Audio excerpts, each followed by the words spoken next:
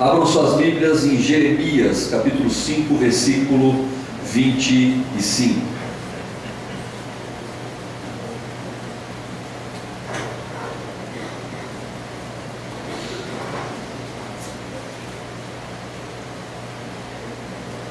Jeremias, capítulo 5, versículo 25.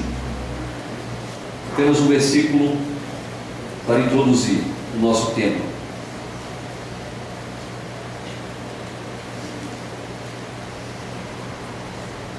A palavra de Deus diz assim: as vossas iniquidades desviam estas coisas, e os vossos pecados apartam de vós o bem.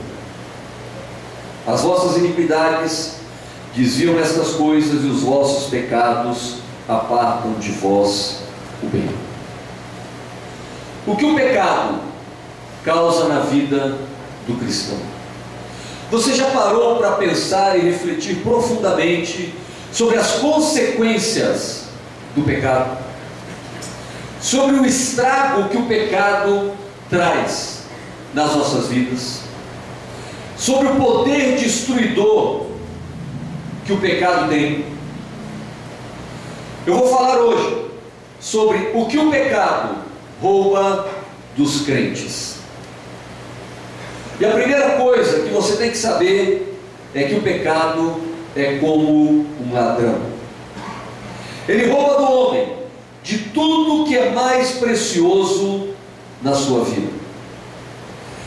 E apesar da boa sensação que o pecado causa no início, logo vemos que ele só tem a nos roubar.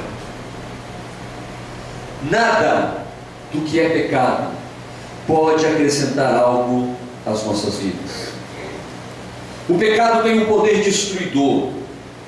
Observe na vida de alguns personagens bíblicos, e você verá a consequência do pecado. Por exemplo, Judas teve todas as possibilidades de se tornar um dos grandes homens de Deus, um apóstolo. No entanto, o seu pecado o levou à ruína e à destruição, e ele se enfocou. Pedro, quando diante das circunstâncias teve medo de reconhecer Jesus e por essa razão negou, ficou tão envergonhado que fugiu da presença de Jesus. Davi, depois do seu pecado com Betseba, ele nunca mais teve paz na sua família. Salomão, que pecou descaradamente, chegou um ponto da sua vida que ele praticou feitiçaria. Tamanho a consequência do seu pecado. Mas antes de falarmos sobre o que o pecado nos rouba, é importante que você saiba que a questão do pecado foi resolvida. Semana passada nós celebramos a Páscoa, e ao celebrarmos a Páscoa nós nos lembramos que Jesus morreu e ressuscitou pelos nossos pecados. Ele pagou um preço, um alto preço, para que nós pudéssemos ser livres da maldição, da lei do pecado, para que nós pudéssemos ser libertos de toda a ação do pecado nas nossas vidas. O apóstolo Paulo diz em Romanos que todos pecaram e carecem da glória de Deus. Então Jesus, ele fez a obra completa para que nós pudéssemos, através da glória de Deus, sermos perdoados. A ação de Jesus nas nossas vidas nos libertou do poder do pecado, do poder e da consequência eterna que o pecado traz sobre o ser humano. Mesmo sendo pecadores, ele nos alcançou e nos libertou. Mas isso não quer dizer que estamos liberados para pecar, porque afinal de contas ele sempre vai nos perdoar. O ato de Jesus na cruz não é um aval para que a gente peque à vontade, porque no fim nós vamos ser perdoados. Não é isso. Mas é para que o pecado não tenha mais poder de domínio sobre nós, para que o pecado se torne algo bem escasso nas nossas vidas e na nossa história. Nós precisamos nos libertar do poder do pecado, porque o pecado nos rouba muitas coisas. A primeira coisa que o pecado nos rouba, a boa consciência. 1 Timóteo capítulo 4, versos 1 e 2. Olha o que diz ali. 1 Timóteo capítulo 4, verso 1 e 2. A palavra de Deus diz assim: mas o Espírito expressamente diz que nos últimos tempos apostatarão alguns da fé, dando ouvidos a espíritos enganadores e a doutrina de demônios, pela hipocrisia de homens que falam mentiras, tendo cauterizada a sua própria consciência. O pecado cauteriza a nossa consciência. O pecado rouba de nós aquele senso do que é certo e do que é errado. E isso se dará de uma maneira muito mais intensa nos últimos dias. O Espírito Santo nos alerta expressamente que nos últimos dias a nossa mente será alvo da ação de Satanás, e ela corre sérios riscos de ser cauterizada. Paulo está enfatizando aqui o perigo da mente humana se tornar insensível. E sabe o que nós temos percebido nesses dias? Diante de tanto pecado, diante de tanta mentira, as pessoas têm se tornado indiferentes.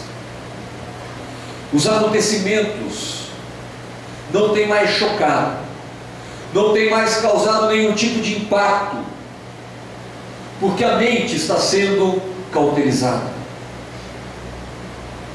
O pecado está roubando de nós a consciência do que é certo e do que é errado. O pecado está fazendo com que a gente aceite cada vez mais as mentiras que o inimigo tem despejado sobre a humanidade. Daqui a pouco, os próprios cristãos não saberão mais se é certo ou errado ter relações homossexuais. Não saberão discernir se ter relações sexuais antes do casamento é certo ou errado. Abortar um filho, mentir, guardar ressentimentos. Nós não conseguiríamos mais discernir se isso é certo ou errado. Por quê? Porque a mente vai estar cauterizada.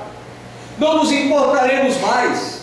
Aí você pode dizer para mim assim: olha, mas não, isso não é possível de acontecer. Se você vivesse há 100 anos atrás e tivesse o privilégio de estar vivo até hoje, com certeza você estaria chocado com as coisas que eram proibidas há 100 anos atrás e que hoje nós absorvemos como algo natural, como algo lícito, como algo correto, porque a mente vai sendo cauterizada. E se não há uma ação de Jesus, nada pode nos libertar disso. Se não há uma ação libertadora de Jesus, a nossa mente vai acabar se tornando uma mente cauterizada. Quando nós olhamos a história daquela mulher pega em adultério, você vê os fariseus indo na direção daquela mulher, mas ao mesmo tempo para confrontar Jesus. E eles vão com pedras nas mãos para apedrejar aquela mulher, porque a lei dizia que aquilo deveria ser feito.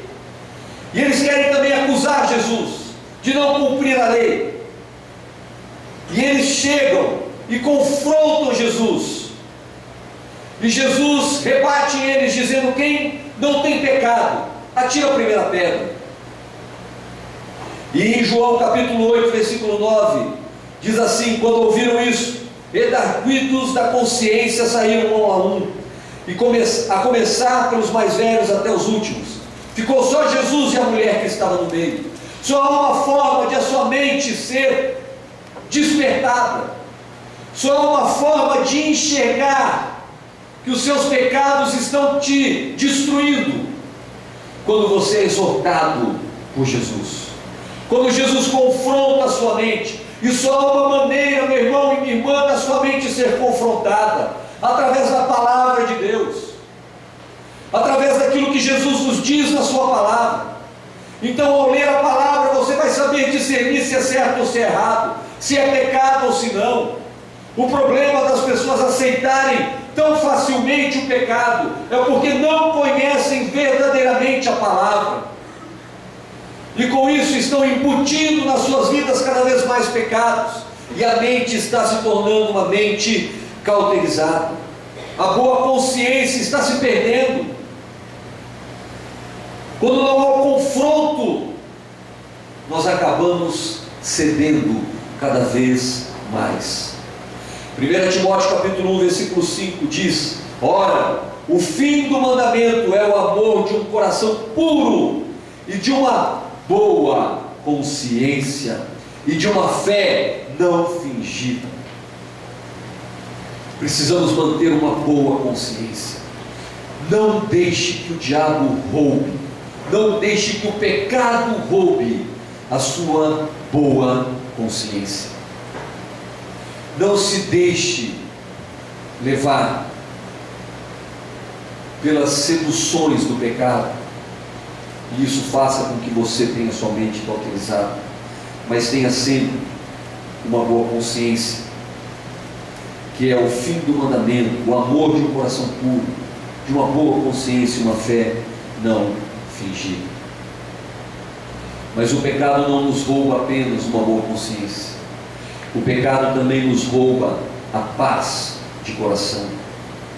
Isaías capítulo 48, versículo 22 diz assim: mas os ímpios não têm paz, diz o Senhor.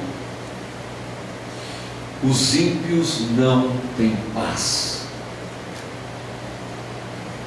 Observe a história de Esaú. Esaú, a partir do momento que ele troca o direito da sua primogenitura por um prato de lentilhas, ele não tem mais paz. Passou a vida com ódio do irmão, tramando uma vingança.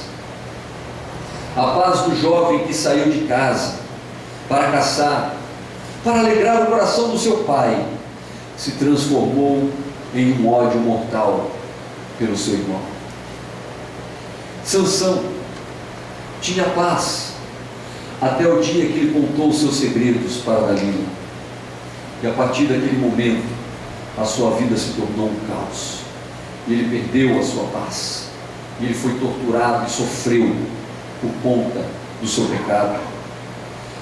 Judas, quando traiu Jesus, perdeu o que lhe restava de paz e se enfocou porque não suportou a pressão. São situações extremas, mas eu vou mostrar para você como é que o pecado rouba a nossa paz de uma maneira muito sutil. Olha o exemplo de Pedro.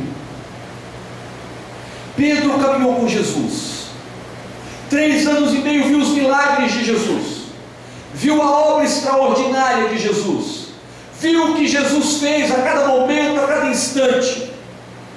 Ele estava impressionado com o poder, com o amor, com a manifestação da graça de Deus. No entanto, quando Jesus é preso, ele vai para um lugar onde ele podia observar Jesus. E naquele lugar, Isso está em Lucas capítulo 22, os versículos 56 a 60. E como certa criada, vendo estar assentado ao fogo, pusesse o olho nele e disse: este também estava com ele. E aqui começou sutilmente o pecado tomar conta da vida de Pedro. Ele negou dizendo: mulher, não conheço. Um pouco de aspereza, um pouco de rigidez com aquela mulher, porque ele estava sendo confrontado com a verdade. Ele conhecia Jesus. Olha só o que o pecado faz. Pedro começa sutilmente a perder a sua paz. Estava também, e um pouco depois, vendo o outro, disse: ah, tu também és um deles. Mas Pedro disse: homem, não sou eu. E ele insiste no pecado, e a paz vai embora. Ele vai perdendo a sua paz, vai ficando incomodado, ele fica mais irritado ainda com a revelação daquelas pessoas, ele fica mais incomodado, ele fica atormentado. Mas por uma terceira vez, passado depois de uma hora, outro afirmava: também este verdadeiramente estava com ele, pois também é galileu. E Pedro disse: homem, não sei o que quer dizer. E neste momento, o galo cantou. E ele chorou desesperadamente. Não pense você que ele chorou naquele momento, já arrependido, mas consciente de que ele havia perdido a sua paz por conta do seu pecado. E a paz foi perdida de tal forma que Jesus precisou ter um encontro pessoal com ele. Enquanto com os outros discípulos ele falava em grupos, com Pedro ele falou a sós. E o confronto que ele fez a Pedro foi um confronto contundente para que Pedro recuperasse a sua paz. Pedro, tu me amas? 3 vezes ele negou Jesus. Por 3 vezes Jesus perguntou para ele: tu me amas? Para que ele fosse curado. Mas nisso nós observamos como que o pecado nos rouba a paz. Mas há outras coisas que o pecado nos rouba. O pecado rouba um bom semblante. Você quer saber se uma pessoa está no pecado? Observe os seus gestos, o seu semblante. Se o seu filho de 5 anos ele faz uma coisa errada e ele sabe que é errado, ele não precisa falar nada, porque você sabe que ele está mentindo. Fui eu não. Quase chorando, desesperado. Não fui eu não. Cai o semblante. O pecado abate o cristão. Gênesis capítulo 4, versículo 5 diz assim: mas para Caim e para sua oferta não atentou, e irou-se Caim fortemente e descaiu-lhe o semblante. Ninguém consegue manter um bom semblante quando está na prática do pecado. Quando você está na prática do pecado, você não consegue manter uma boa aparência. E quando eu falo de uma boa aparência, eu não estou falando de você ficar ajeitadinho, se pintar, se maquiar, tomar todos os cuidados nesse sentido, porque você vai ser denunciado. Você pode ter certeza disso. Isaías capítulo 3, versículo 9, diz que o aspecto do seu rosto testifica contra eles.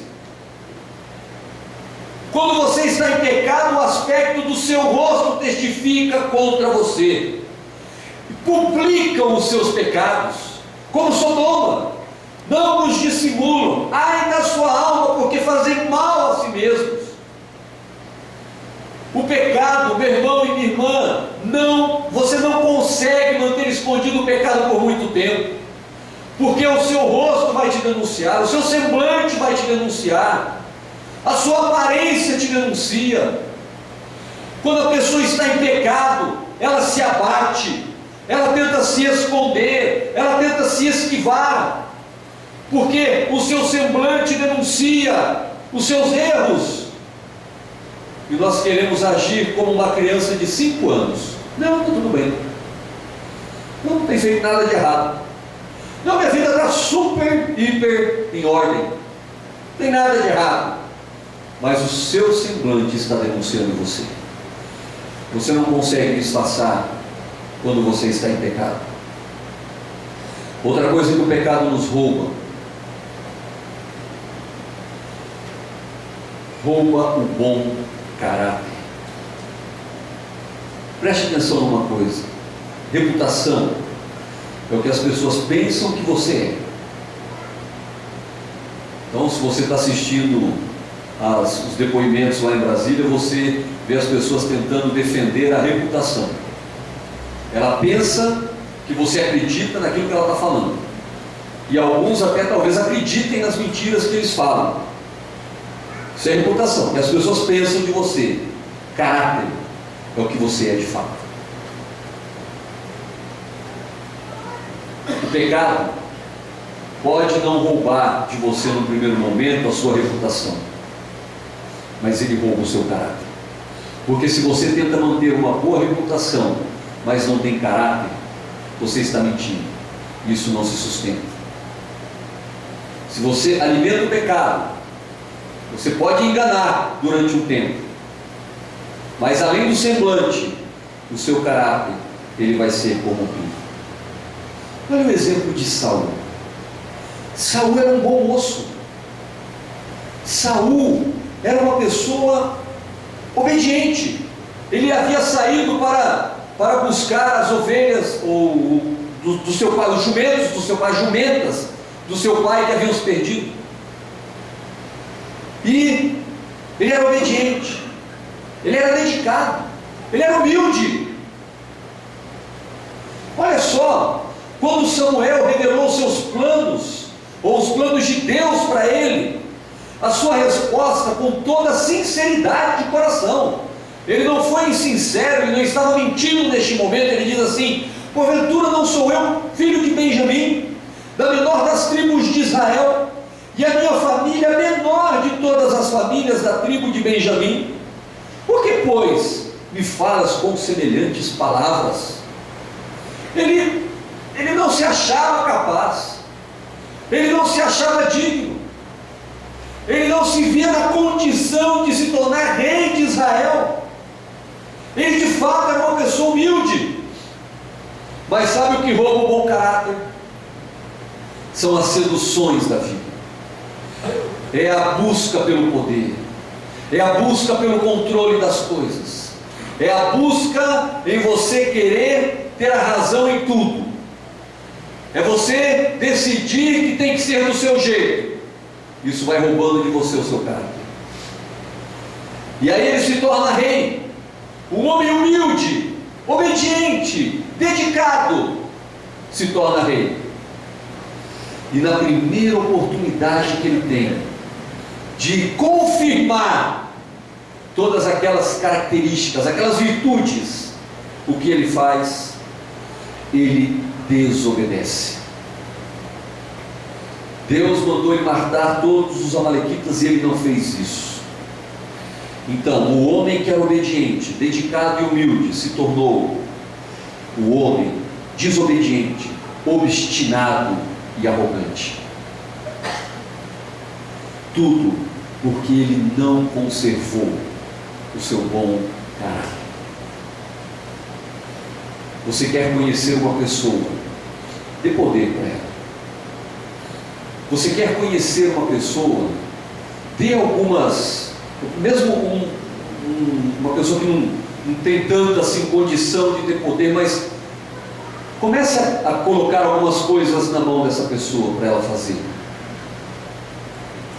E você vai descobrir acerca do caráter dessa pessoa. E você vai perceber que o pecado rouba o bom caráter.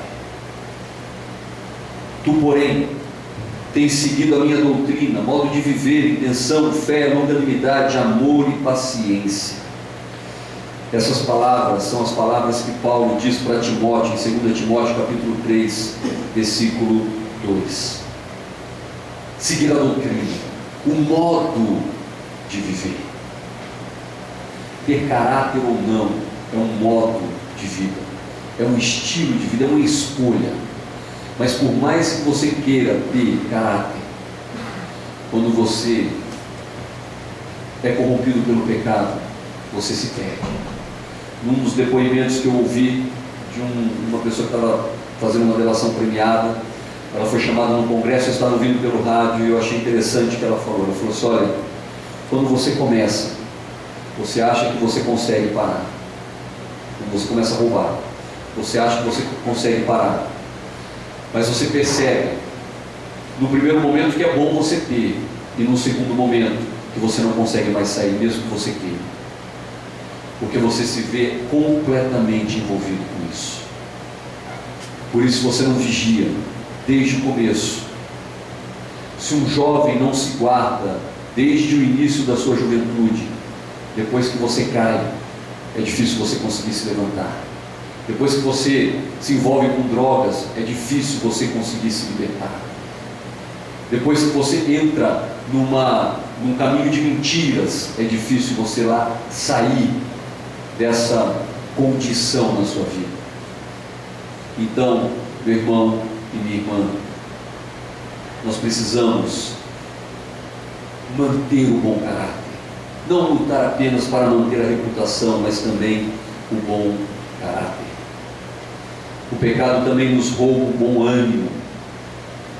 Você sabia que o pecado, além de derrubar o seu semblante, rouba a sua motivação, o seu ânimo? Salmo 51, versículo 12 diz assim: torna a dar-me a alegria da tua salvação, sustém-me com o espírito voluntário. Sabe por que Davi fez essa oração? Porque ele havia pecado, e o pecado havia roubado a sua alegria. Não apenas a sua alegria, mas as suas forças. Salmo 32, versículo 3 diz assim: quando eu calei os meus pecados, envelheceram os meus ossos. O pecado rouba o bom ânimo, rouba as nossas forças, rouba o nosso vigor, rouba a nossa alegria de viver. Meu irmão e minha irmã, o cristão não foi chamado para viver em pecado, e quando ele vive no pecado, a alegria lhe é roubada. E aí existe uma grande contradição, porque a alegria do Senhor é a nossa força. Se você se deixa levar pelo pecado, você perde a alegria, você perde a força. Por isso nós temos que combater o pecado, nós temos que lutar contra o pecado, para que ele não nos roube aquilo que o Senhor nos deu de mais precioso. Como é prazeroso você ter a alegria de saber que você não tem nada escondido, que você não tem, você não está preso com ninguém, você está com a sua cara limpa. Eu fico pensando nessas pessoas que estão emaranhadas em pecado, que estão sendo presos e expostos, pessoas de poder, pessoas donas de empresas. Eu fico pensando no filho daquela pessoa, eu fico pensando nas pessoas que confiaram nela, eu fico pensando nelas mesmas. Será que elas têm uma crise de consciência e pensam assim: meu Deus, que loucura que eu fui cometer, não valeu de nada? Mas infelizmente muitas vezes nós estamos nos emaranhando no pecado, e com isso estamos nos enfraquecendo, estamos nos debilitando, estamos perdendo as nossas forças. E aí nós entramos na igreja, nas igrejas, não apenas em uma igreja, mas nas igrejas, e nós observamos as pessoas que, além de estarem com o semblante caído, não conseguem colocar um sorriso no rosto, não conseguem ter um momento de alegria, porque estão na prática do pecado. A igreja tinha que ser o lugar mais feliz e mais festivo da terra, mas muitas vezes isso não é possível, porque dentro das próprias igrejas as pessoas estão perdendo o bom ânimo por causa do pecado. Pastores que estão em pecado, líderes que estão em pecado, e não estão se preocupando em se arrepender, mas estão se preocupando em esconder. Que loucura! As pessoas não querem se arrepender dos seus pecados, mas elas querem fazer de um jeito que elas consigam esconder bem. Na igreja, é uma loucura isso, porque por mais que você consiga esconder a sua reputação, tudo vai desmoronando na sua vida. O pecado roubou de Davi a alegria. Um homem ousado, um homem que não temia nada, destruiu um gigante, compunha salmos maravilhosos, salmos que falam de alegria, salmos que expressam a glória de Deus, que agradavam em cheio o coração do Pai. De repente, está dizendo que os pecados envelheceram os seus ossos, que ele está perdendo a alegria da salvação. Como pode? Como pode pessoas que muitas vezes se engajam, têm um amor por Jesus e de repente estão na lama do pecado?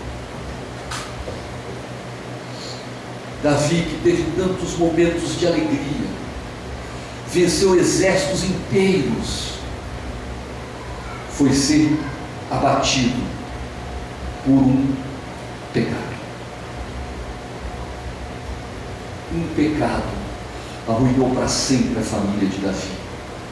É bom a gente separar as coisas. Deus sempre amou Davi. Davi sempre teve um coração segundo o coração de Deus, mas ele nunca se livrou das consequências. E se você for ler a história de Davi, você vai ver que a família dele foi um caos. Um homem que venceu o gigante, um homem que venceu o exército de Saul, um homem que destruiu exércitos inimigos, agora estava se curvando por causa de um pecado. E por fim, o pecado rouba o que há de mais precioso na vida de um cristão: a comunhão com Deus, a boa comunhão.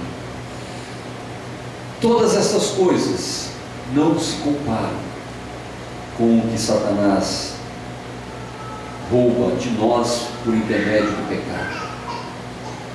Eis que a mão do Senhor não está encolhida para que não possa salvar, nem agravado o seu ouvido para não poder ouvir, mas as vossas iniquidades fazem separação entre vós e o vosso Deus, e os vossos pecados encobrem o seu rosto de vós, para que não vos ouça.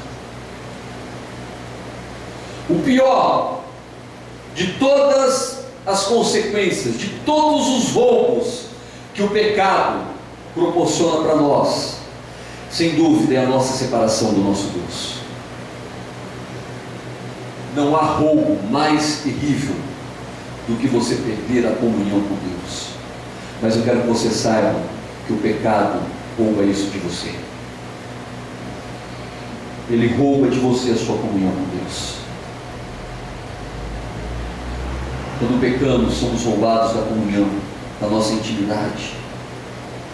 E como consequência, Ele não consegue ouvir quando clamamos, porque existe uma separação que o pecado causou. São muitas coisas que o pecado rouba de nós. São muitas consequências trágicas que o pecado traz para a vida do cristão. A minha pergunta para você é: vale a pena continuar pecando? Vale a pena continuar na prática do pecado?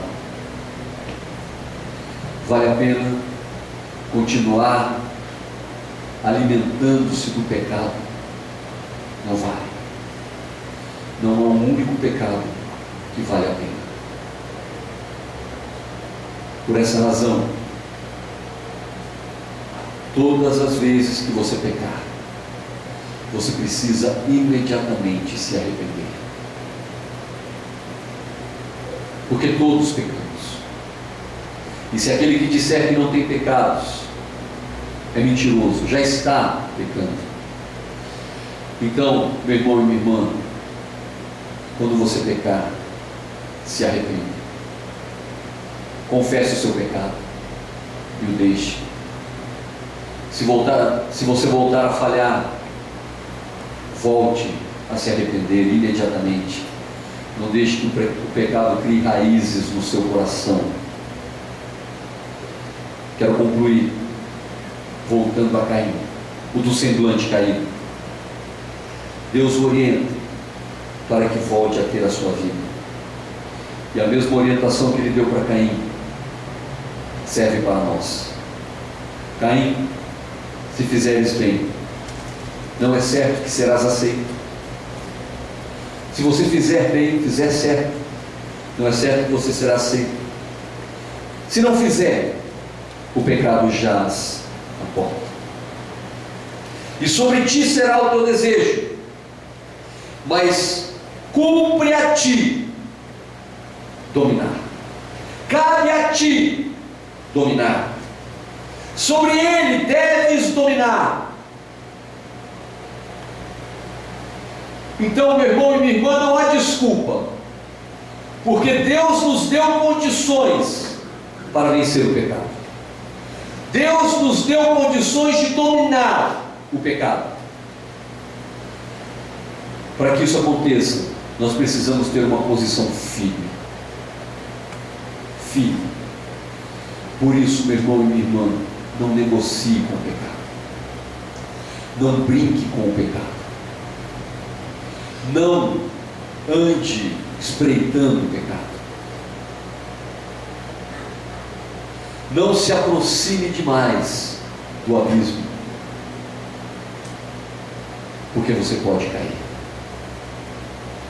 E confesse o seu pecado e o deixe. Nós já fizemos isso algumas semanas atrás, porque falamos num outro contexto sobre o pecado. Mas nunca é demais arrependimento. Nunca é demais. Precisamos aprender a nos arrepender todos os dias. Precisamos aprender a confessar os nossos pecados todos os dias. E é o que nós vamos fazer mais uma vez nesta manhã. Eu gostaria de chamar o louvor para vir aqui à frente.